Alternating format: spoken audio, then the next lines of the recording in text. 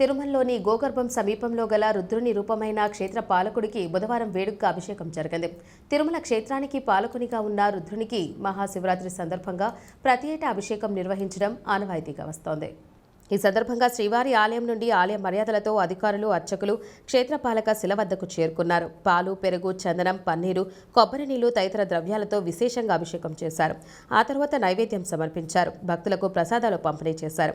ఈ కార్యక్రమంలో శ్రీవారి ఆలయ పారు పత్తేదార్, హిమ్మత్గిరి, ఆర్జితం ఇన్స్పెక్టర్ పార్థసారథి పెద్ద సంఖ్యలో భక్తులు పాల్గొన్నారు.